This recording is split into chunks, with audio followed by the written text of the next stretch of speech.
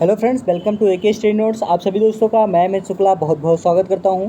आज की वीडियो में हम चर्चा करेंगे दोस्तों आपके नए मॉडल पेपर में जो बीए सेकंड सेमेस्टर के समाजशास्त्र का पेपर होगा और इसमें आपको कुछ नए मॉडल पेपर से आपको प्रश्न मिलेंगे जो आपके पेपर के दृष्टि से बहुत ही मोस्ट इम्पोर्टेंट होगा और अच्छे से तैयारी करने का एक सुनहरा अवसर भी मिलता रहता है। और हम बात करेंगे दोस्तों कुछ टॉपिक्स में जो आपके पेपर के दृष्टि से समाहित होगा और अच्छे से आप लोग को पढ़ने में आसानी होगी। तो दोस्तों अगर चैनल में आप नए हैं तो ज़रूर लाइक कर दीजिए, सब्सक्राइब कर दीजिए, प्लस में बेल आइकन दबा दीजिए कि आने वाले वीडियो का नोटिफिकेशन आप लोगों तक बिल्कुल मिलता रहे। जी हाँ दोस्तों, यहाँ पे बताया भी गया आपको बीए सेकंड सेमेस्टर समाजशास्त्र यानी कि सोशियोलॉजी, उसके बाद में प्रश्न पत्र आपका दिया गया है। जो प्रश्न पत्र आपका है वो है भारत में समाज संरचना संगठन एवं परिवर्तन, NAP का मतलब आपको पता है न्यू एजुकेशन पॉलिसी की राष्ट्रीय शिक्षा नीति के अनुसार। टाइम 2 घंटे का निर्धारित किया है और अंक आपका 70 अंक का है। खंड आ से आपको सभी प्रश्न करने हैं। प्रत्येक प्रश्न का आंसर आपको 50 शब्दों में देना है। पहले का फर्स्ट प्रश्न दिया गया है कि कस्बा किसे कहते हैं। कस्बा के बारे में बताइए। यहाँ पे कस्बा के बारे में है, सबसे पहले कस्बा के बारे में आप जानेंगे कि सरकारी तौर पर कस्बे और नगर के बीच ना तो विभाजन का कोई निश्चित आधार है और ना ही कस्बे का कोई पृथक परिभाषा ही दी गई। सन 1961 ईस्वी में पहले होने वाली जनगणना से यह स्पष्ट होता है कि 5000 से अधिक की जनसंख्या वाले क्षेत्र तथा विशेष दशाओं में 5000 से कम आबादी वाले क्षेत्र को भी एक कस्बा घोषित किया जा सकता है। और 1961 की जनगणना में सबसे पहले यह निर्धारित भी किया गया है कि किया गया है कि किस स्थान को गांव कहा जाएगा और किस स्थान को कस्बा कहा जाएगा। इस जनगणना में किसी भी क्षेत्र और कस्बे को रूप में परिभाषित किया गया तो 3 शर्तें को पूरा करता है। कौन कौन से? फर्स्ट नंबर बताया गया है जिस क्षेत्र की आबादी 5000 से अधिक हो वो कस्बा में आएगा। सेकेंड नंबर बताया गया है कि प्रति वर्ग किलोमीटर में वहाँ जनसंख्या का घनत्व 400 व्यक्तियों से कम ना हो। थर्ड नंबर बताया गया है कि उस क्षेत्र में वयस्क पुरुषों की कम से कम 75% जनसंख्या गैर कृषि कार्यों द्वारा आजीविका उपार्जित करती हों। तो ये आती है कस्बा के बारे में। उसके बाद फिर आता है नेक्स्ट क्वेश्चन, प्रकार्य और अप्रकार्य में अंतर बताइए। प्रकार्य क्या है दोस्तों कि मर्टन जी के अनुसार प्रकार एक फंक्शन यानी कि प्रकार का मतलब है फंक्शन जो गोचर परिणाम यानी कि वे गोचर परिणाम जो किसी व्यवस्था को तदात्मीकरण और समायोजन को बढ़ाते हैं प्रकार कहलाते हैं। और अप्रकार यानी कि डाई फंक्शन वे निरीक्षित परिणाम जो किसी व्यवस्था में तदात्मीकरण यानी अनुकूलन और समायोजन का कम करते हैं, इसे हम अप्रकार्य कहते हैं। उसके बाद आता है नेक्स्ट क्वेश्चन, थर्ड नंबर, जाति की परिभाषा दीजिए। जाति की परिभाषा क्या है दोस्तों कि जाति तथा एक विचित्र संस्था है जो धर्म के अतिरिक्त जो संस्था भारतीयों को सर्वाधिक प्रभावित करती है वह जात प्रथा है। केतकर महोदय से कहा गया है कि जाति एक सामूहिक है जिसकी 2 शाखाएं होती हैं। कौन कौन सी?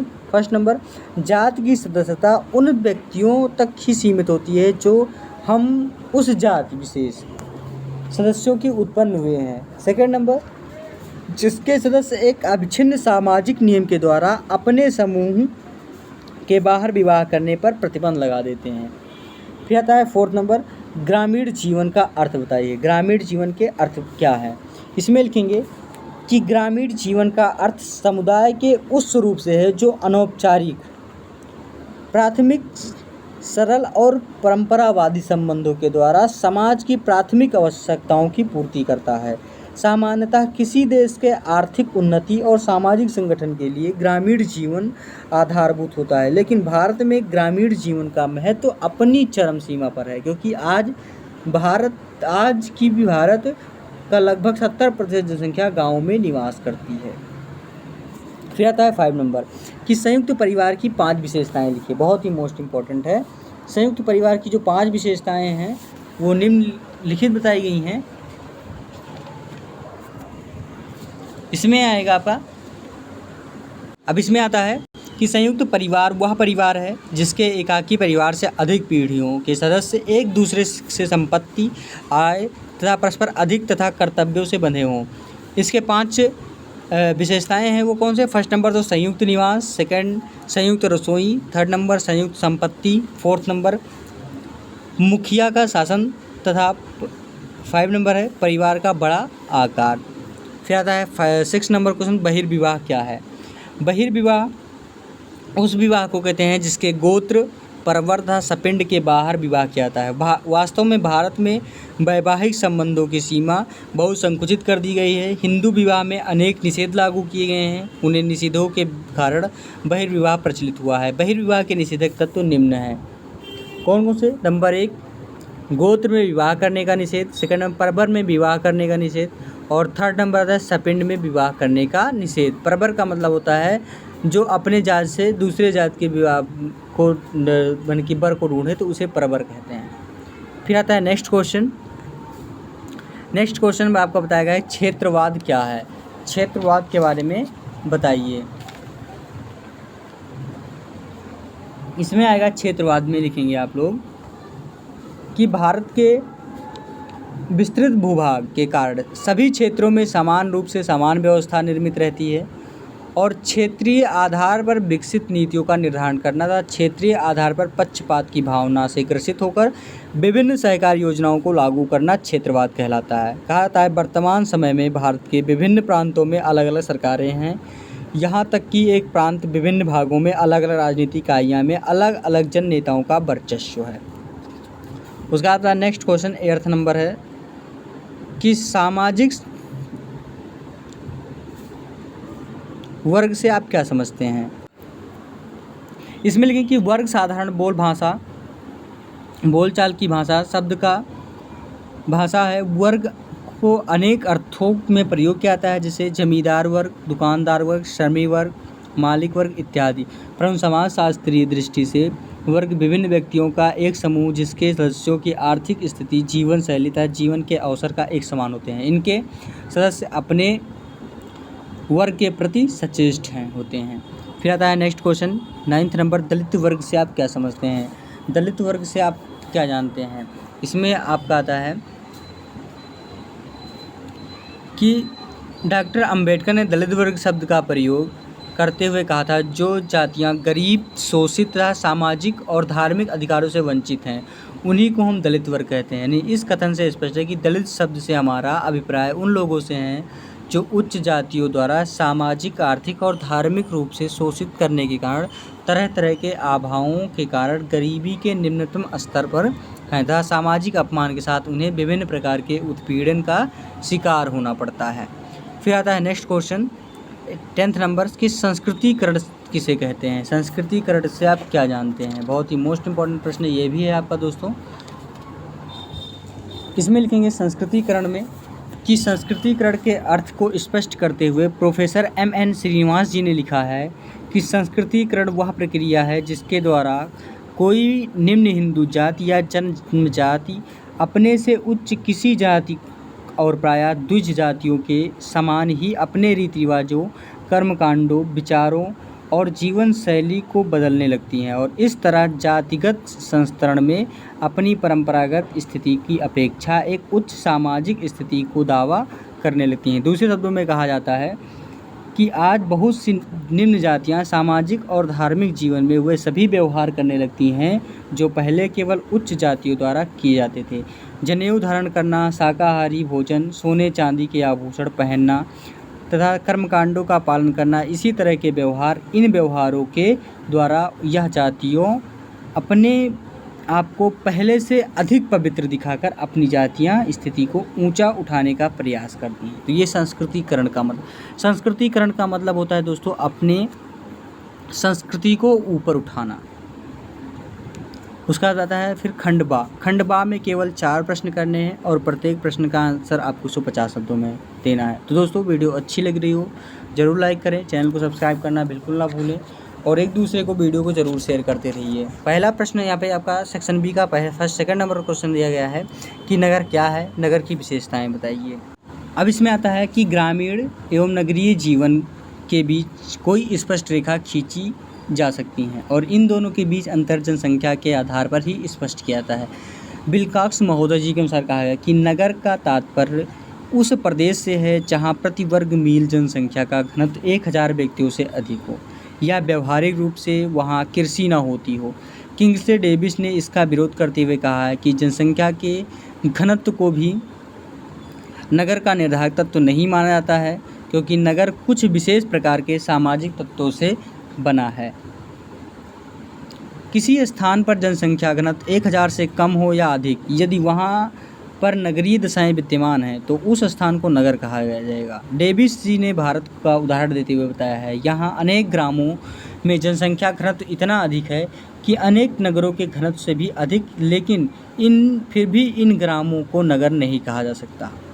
नगर का संक्षेप में परिभाषित करते हुए कहा जा सकता है कि नगर सामाजिक, आर्थिक और राजनीतिक निम्न भिन्नताओं से मुक्त वह समुदाय है जहाँ कृत्रिमता, व्यक्तिवादिता, प्रतिस्पर्धता और घनी जनसंख्या के कारण नियंत्रण के औपचारिक साधनों के द्वारा संगठन की स्थापना की जाती है। स्पष्टता यह है कि नगरों की भिन्न सामाजिक व सांस्कृतिक विशेषताएं होती हैं जो वहाँ के निवासियों के जीवन को प्रभावित करती है। अब आता है नगर की विशेषताएं। इसमें आता है जगह की जनसंख्या का अधिक है। फर्स्ट नंबर बताया गया है यहाँ पे जो विशेषताएं हैं। फर्स्ट नंबर है जनसंख्या की अधिक्य, सेकेंड नंबर है जनसंख्या में विभिन्नता, थर्ड नंबर बताया विभिन्न आर्थिक वर्ग, फिर आता है आर्थिक क्रियाओं के केंद्र, 5 नंबर बताया गया है स्थानीय पृथक्करण, 6 नंबर है द्वितीयक संबंधों की प्रधानता, 7 नंबर है सामाजिक समस्याओं का केंद्र, फिर 8 नंबर है कि व्यक्तिवादिता और प्रतिस्पर्धा, फिर आता है 9 नंबर है दोस्तों सामाजिक गतिशीलता। तो इनकी विशेषताएं हैं नगर की। उसके बाद फिर आता है कि हित प्रधान सहनशीलता, फिर आता है 11 नंबर शिक्षित और तर्क प्रधान जीवन। तो ये आता है नगर के अंतर्गत। उसके बाद फिर आता है 3rd नंबर क्वेश्चन कि भारत में नवीन जनसंख्या नीति पर टिप्पणी लिखिए। अब इसमें आता है भारत में नवीन जनसंख्या के बारे में। इसमें लिखेंगे 15 फरवरी 2000 को केंद्र सरकार द्वारा राष्ट्रीय जनसंख्या नीति 2000 की घोषणा कर दी और इस प्रतीक्षित नीति के विभिन्न पक्षों का विश्लेषण सामयिक मांग लगती है और इस कारण और भी महत्वपूर्ण हो जाते हैं, क्योंकि वर्तमान समय में भारत की जनसंख्या 1 अरब से ऊपर हो रही है और इसके अतिरिक्त नई जनसंख्या नीति में और भी कई विशेष बातें हैं।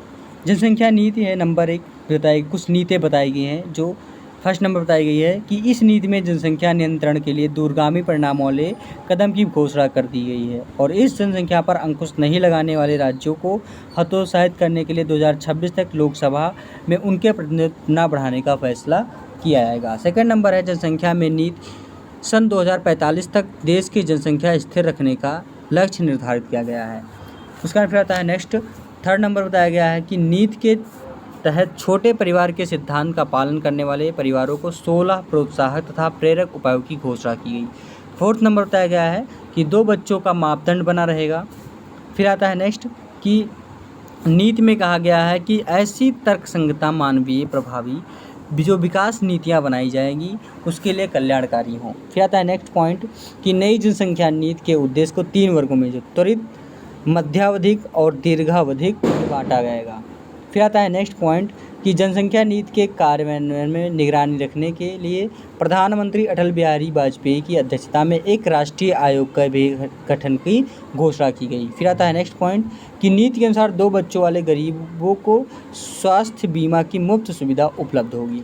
तो ये आता है भारत में नवीन जनसंख्या। उसके बाद फिर आता है नेक्स्ट क्वेश्चन क्या है दोस्तों 4th नंबर कि जाति प्रथा में आधुनिक परिवर्तन।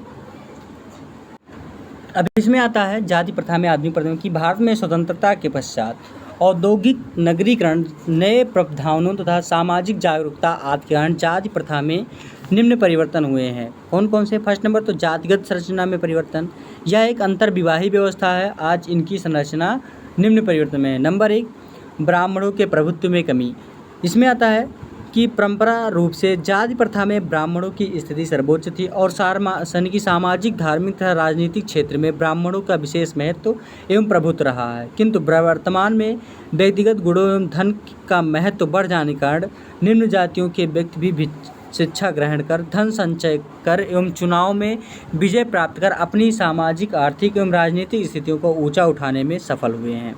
सेकंड नंबर आता है जातीय संस्करण में परिवर्तन। जाति प्रथा में विभिन्न जातियों का एक संस्करण पाया जाता है जो प्रत्येक जाति या जानती है कि कौन कौन से जातियां सबसे ऊंची एवं नीची हैं, किंतु वर्तमान समय में इस संस्करण में परिवर्तन आया और निम्न जातियां अपनी सामाजिक, आर्थिक एवं राजनीतिक स्थिति में सुधार करके जातीय संतरण को ऊंचा उठाने का प्रयास कर रही हैं। उसका मतलब आता है अस्पृश्य, आपका 12 नंबर जातिगत निषेधों में परिवर्तन। इसमें आएगा कि जाति प्रथा में विवाह, व्यवसाय और खान पान संबंधी निषेध पाए जाते हैं, जो आधुनिक युग में विभिन्न कारणों में इसमें निम्नलिखित परिवर्तन आते हैं। नंबर 1 बताया गया है कि पेशे के चुनाव की स्वतंत्रता। इसमें बताया गया है कि परंपरागत जाति प्रथा में प्रत्येक जाति का एक निश्चित व्यवसाय होता है जिससे बदला नहीं जा सकता, किंतु अब व्यक्ति अपनी क्षमता एवं योग्यता के अनुसार व्यवसाय चुनने के लिए स्वतंत्र है। फिर आता है सेकंड नंबर खान पान संबंधी प्रतिबंधों में परिवर्तन, यानी कि परंपरागत जाति प्रथा में खान पान संबंधी अनेक निषेध थे, जो शाकाहारी, मांसाहारी, कच्चे एवं पक्के भोजन के बारे में पवित्रता एवं अपवित्रता की धारणा प्रचलित थी, जो अब नहीं रही। फिर आता है विवाह संबंधी प्रतिबंधों में परिवर्तन। जाति प्रथा का मूल आधार जाति अंतर विवाह रहा। प्रत्येक विवाह का मूल अपनी जाति में विवाह करने की इज्जत होती थी, और यही नहीं, जाति प्रथा में बाल विवाह, कुलीन विवाह, विधवा विवाह निषेधों का भी प्रोत्साहन दिया जाता था। तो इस तरीके से थे इनके पॉइंट्स। उसके बाद आता है नेक्स्ट आता है कि जातिगत मनोवृत्ति में परिवर्तन। इस नंबर 1 इसमें आता है कि जन्म के महत्व में कमी। सेकंड नंबर जातीय समितियों का निर्माण, और उसके बाद फिर आता है नेक्स्ट पॉइंट कि जातियों के बदलते हुए संबंध। तो इस तरीके से आपका था जाति प्रथा के आधुनिक परिवर्तन जो आज के युग में बदल रहे हैं। फिर आता है नेक्स्ट पॉइंट 5 नंबर गाँव का अर्थ एवं परिभाषा बताइए। अब इसमें आता है कि गांव यानी कि ग्रामीण समुदाय का अर्थ एवं परिभाषा। इसमें लिखेंगे कि विभिन्न विद्वानों ने गांव या ग्रामीण शब्द की अनेक व्याख्याएं प्रस्तुत की हैं। कुछ विद्वानों का मत है कि जहां आर्थिक एवं सामाजिक दृष्टि से पिछड़े हुए लोग रहते हैं उस क्षेत्र को गांव कहा है। दूसरी ओर कुछ विद्वानों ने कहा कि ग्रामीण शब्द उनके लिए उपयुक्त माना है जहाँ कृषि का मुख्य व्यवसाय के रूप में अपनाया गया हो, और इसी आधार पर कृषक और ग्रामीण का पर्याय के रूप में प्रयोग किया जाता है। ग्रामीण शब्द की एक व्याख्या नगरीय शब्द के विपरीत की व्याख्या है, अर्थात नगरीय विशेषताओं की विपरीत विशेषताओं वाला क्षेत्र ग्रामीण है। ग्रामीण को जनसंख्या के आधार पर भी परिभाषित करते हैं। प्रत्येक देश में एक निश्चित जनसंख्या वाले क्षेत्र को ग्राम कहा गया है।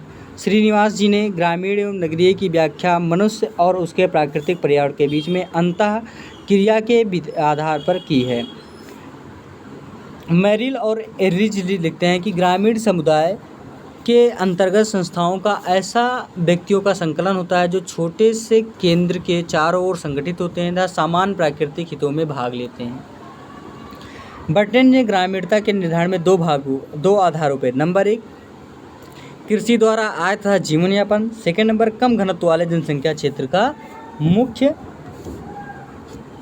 सैंडरसन जी ने लिखा है कि ग्रामीण समुदाय को परिभाषित करते हुए लिखते हैं कि एक ग्रामीण समुदाय में स्थानीय क्षेत्र के लोगों को सामाजिक अंतःक्रियाएं और उनकी संस्थाएं सम्मिलित हैं। उसके बाद सिम्स महोदय जी ने लिखा है कि समाजशास्त्रियों में ग्रामीण समुदाय को ऐसे बड़े क्षेत्रों में रखने की प्रवृत्ति बढ़ रही है जिसमें समस्त अथवा अधिकतर प्रमुख मानवीय हितों को पूर्ति होती है। तो इस तरीके से और इस प्रकार ग्राम या ग्रामीण समुदाय वह क्षेत्र हैं जहां कृषि की प्रधानता, प्रकृति से निकटता और प्राथमिक संबंधों की बहुलता, जनसंख्या की कमी, सामाजिक एकरूपता, गतिशीलता का अभाव, दृष्टिकोणों एवं व्यवहारों में सामान्य सहमति आदि विशेषताएं पाई जाती हैं। तो ये आता है गाँव में। अब आता है नेक्स्ट पॉइंट 6 नंबर बताया गया है यहाँ पे कि सामाजिक जननांकिकी क्या है। अब इसमें लिखेंगे सामाजिक जननांकिकी में कि एडल्फ कोस्टे महोदय जी के अनुसार कहा गया कि समाज की सभी महत्वपूर्ण सामाजिक प्रक्रियाओं को समझने के लिए वहाँ की जनसंख्या संबंधी संरचना को समझना सबसे अधिक आवश्यक है।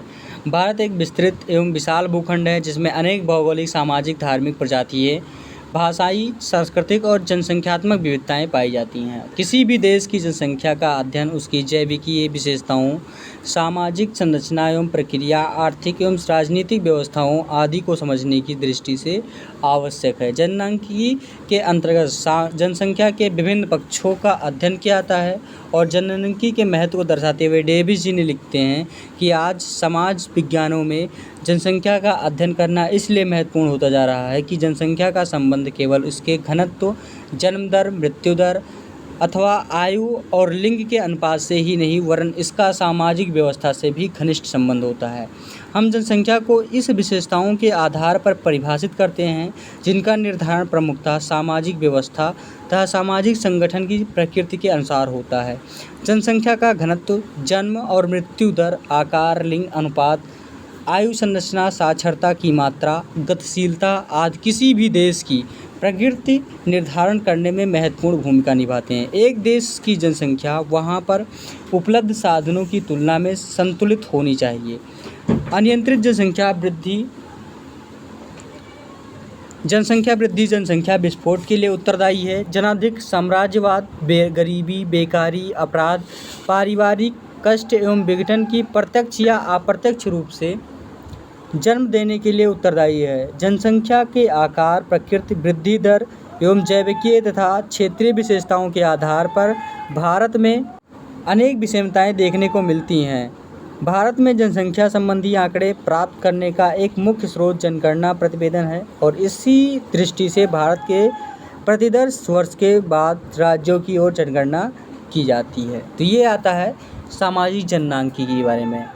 उसके बाद फिर आता है खंडसा। खंडसा में केवल 2 प्रश्न करने हैं। प्रत्येक प्रश्न का आंसर आपको 450 शब्दों में देना है। 7 नंबर है कि भारतीय समाज संगठनात्मक आधारों की विवेचना कीजिए। 8 नंबर प्रश्न है कि भारतीय समाज में विविधता में एकता पर संक्षिप्त टिप्पणी लिखिए। फिर आता है 9 नंबर क्वेश्चन, संस्कार क्या है। भारतीय समाज जीवन में संस्कारों के महत्व की विवेचना कीजिए। 10 नंबर प्रश्न है कि हिंदू विवाह अधिनियम 1955 का वर्णन कीजिए। तो ये 2 प्रश्न करके हम आपको अलग से वीडियो बना देंगे जिससे कि आपको पढ़ने में आसानी हो जाएगी और लिखने में भी और समझने में भी आसानी होगी। तो मॉडल पेपर के जरिए मैं आपको खंड बाकी सारे प्रश्न बताए। खंड सा में केवल आपको एक प्रश्न डिवाइड कर दिया है कि मैं आपको अलग से वीडियो बना देंगे जिससे पढ़ने में आसानी हो जाएगी आपको और समझने में भी आसानी हो जाएगी। तो इसी के साथ दोस्तों अगली वीडियो में हम आपके साथ उपस्थित होंगे और इसका अगर आपको PDF चाहिए तो यूट्यूब के डिस्क्रिप्शन बॉक्स में टेलीग्राम चैनल का लिंक दिया गया है, वहाँ से आप लोग जुड़कर बिल्कुल फ्री ऑफ कॉस्ट PDF प्राप्त कर सकते हैं। इसी के साथ धन्यवाद दोस्तों।